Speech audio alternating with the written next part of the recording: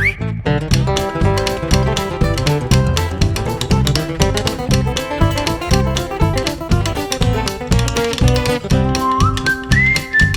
yun nga mga kagoma, alamin natin ngayon kung totoo ba na kapag sinabing mali, lagi na lang mga lalaki.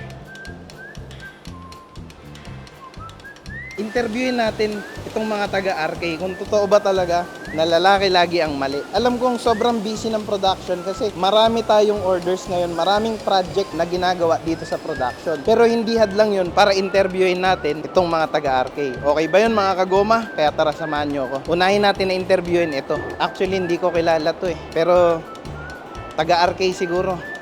Kasi nag-aayos ng goma eh. Sa dami kasi ng tao ng RK, hindi ko na kabisado lahat. Ano pala pangalan mo? Alpon Falcon. Alpon Falcon. Opo. Ano yung flip top? Alpon Falcon. Opo, Alpon Falcon. May asawa ka na? Wala pa po eh. Wala pa? Single? Opo. Walang jowa? Wala rin po. Ba't walang jowa? Torpe. Kailan ka huling nagka-jowa? 2 years na po eh. 2 years na. Opo. Handa ka na ba ulit magmahal? Pag mayroon. Meron. Pag mayroon. So ano bang hanap mo sa babae? Sabihin mo sa mga kagoma natin kasi baka mamaya naghahanap din sila. Malay nila, ikaw na yun. Sa tanggap ako. Tsaka mamahalin ko siya at mamahalin niya ako. Yun lang. Mamahalin ko siya at mamahalin niya ako. Stay, even for a moment. Dito na ako, nag-aantay sa mga gustong Totoo ba na lalaki lagi ang mali? sa relasyon, opo, madalas lalaki talaga nagkakamali. Laging tama yung babae. Hindi, sir. Bakit? Minsan kasi may mga mali din yung mga babae na gusto nila tama lagi. Totoo ba na lalaki lagi ang mali? Opo. Bakit naman? Kasi babae po ako eh. Lalaki talaga laging mali. Kaya nga po di ba meron sinasabi ladies first. Meron din po dapat ladies always right. Yan. Ladies always right. Paano kapag tama yung lalaki? Mali pa rin po. Mali rin. Opo. Kaya nga po pag nagsasorry sir, pag nagkamali yung babae, dapat yung lalaki pa rin yung nagsasorry. Gano'n. Yung asawa mo, kahit ikaw yung mali, siya yung nagsasorry. Opo. Siya po talaga dapat. Siya talaga. O never ka nagkakamali? Nagkakamali po ako. Pero nagkakamali? siya pa rin po dapat po mag-sorry. Totoo ba na laging lalaki ang mali? Opo, sir. Kasi laging tama yung babae. Lagi silang may tama. Lagi silang may tama. Lagi silang may tama. Ay, hindi sir, di ako naniniwala. Hindi ka naniniwala? Bakit nagkakamali din mga babae? Sure ball, 100% nagkakamali yung mga yan. Siyempre, ako pa rin masusunod.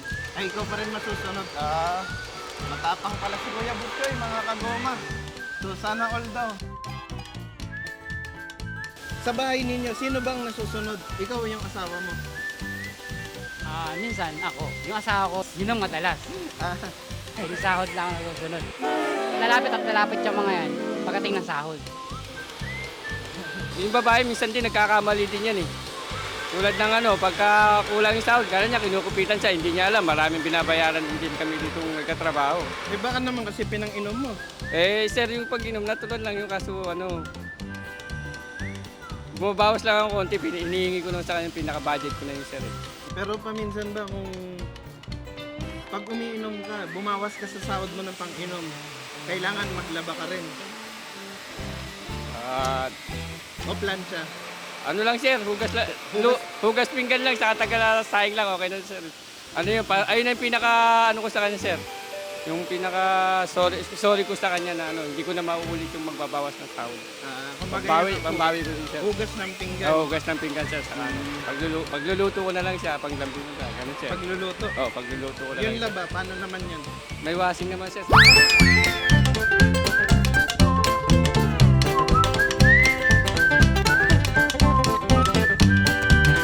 Based on experience, sir. Oo, sir.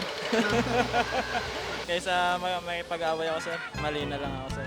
Mali ka na lang. Anong kapalit nun kapag nagkakamali ka? Alam na sir. Luto. Saing. Na magluluto, magsasaing. Bakit lagi na lang lalaki yung magsusorry? Parang naging kaubela na yata yun sir ng kalalakihan dito sa Pilipinas sir eh. May reklamo ka naman doon. Minsan sir, parang walang katarungan sir eh. Walang katarungan. Yes, sir. Parang tama ka na, tapos bandang huli, hindi ka pang hihingi ng sorry. Nag-iinarte pa. Siya lang dapat nangihingi ng sorry, sir. Ako ang bata, sir, pagka sahod, sir. Pagkasahod, ikaw ba Oo, na? sir. Asikasa yan, sir. Kumain ka na ba? Pag-aahay na kita. Mga ganun, sir. Sige, Matik na yun, sir. Paano kinabukasan? Pagto-normal, sir. Yes, sir. Eh, paano kapag siya yung mali? Ikaw pa rin magsusorry? Opo, sir. Kasi takot eh. Kasi takot. Kahit anong tama, nagiging mali. Bakit? Paano nila na itatama yung mali? Di para sa atin kasi mga lalaki. Kumbaga yung pagiging mali natin, para rin i-respect na rin natin sila. Yung business, mabay ako ng galit sa'yo. Pero respetuhin ko na lang yung, yung galit mo. Tapos pag naging okay ka na, tsaka ka magsasalita. Hindi tayo nagiging tama sa paningin nila. Hindi ako naniniwalang yung lalaki yung madalas mali. Pero kasi sabi kailangan lalaki ang unang magpakumbaba. Depende sa sitwasyon. Minsan talaga kapag magulo yung kasama natin, kailangan na lang nating umamin kahit hindi tayo yung mali. Alam naman natin sa sarili natin yun kaya mga lalaki, madalas marami naman tayong ginagawang tama napapansin lang yung mali. Siguro sa akin, doon ako sa totoo. Obvious lang siguro sa mga tao na na lalaki yung kadalasang mali kasi syempre tayo yung kadalasan nag-a-admit ng kasalanan natin. Pero sa totoo lang, parehas lang siguro, parehas lang. Ayun lang tingin ko. Talagang nagiging tumatatak na lang sa isip ng mga tao na lalaki yung mali kasi tayo yung kadalasan nga nagpapakumbaba sa babae kasi syempre hindi man lahat pero karamihan ng babae may topak. Ayun yung pine-prevent natin na atakin sila ng topak nila. Kaya ayun, sinasabi lang natin, sorry, mali ko, gano'n. Kasi pare-pares tayong tao. Nagkakamali rin naman yung mga babae, nagkakamali din yung mga lalaki. Sinasabi nga nila, topakin yung mga babae. So yun, para matapos na agad yung argument, ikaw na yung mag-sorry. Kasi 'di ba, yung kapag yung lalaki, magso-sorry ka, direct yun diretso na sa point. Yung mga babae gaganon-ganon pa yun bago mag-sorry. So yun, para sa akin pantay lang. Bali, hindi. Kasi lalaki lang rin gumagawa niyan wala naman sa gender yan. Lalaki lang rin gumagawa niyan na yung babae pag pinagbibigyan kasi palagi. Kaya akala nila palagi silang tama. Dapat kasi alam nung nakagawa ng mali, na mali sila. Hindi ka kasi pwede mag-give in. Kasi kapag nag-give in ka, paano matututo yung partner mo? So ayun na nga mga kagoma, narinig nyo na yung opinion ng mga taga-arcade. Diba? Wala naman daw talaga sa gender kung sino ang tama, sino ang mali. Nandiyan naman yung iba sinasabi na inaako na lang yung pagkakamali para sa peace of mind. Pero meron talagang isang bagay na laging tama. Yun na yung piliin ang goma ng RK Rubber.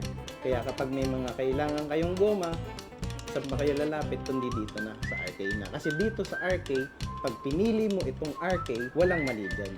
May peace of mind dyan. Kaya mga kagoma, tandaan nyo lagi, pag sinabing tama, yun yung tamang desisyon na pumunta ka sa RK, mag-inquire ka ng rubber products na kailangan mo, tapos dito mo ipagawa. Muli po, this is Boss X na nagsasabing, bumili na lang kayo ng goma ng RK Rubber kasi never kayo doon na magkakamali. Pag sinabing goma, sa RK yan.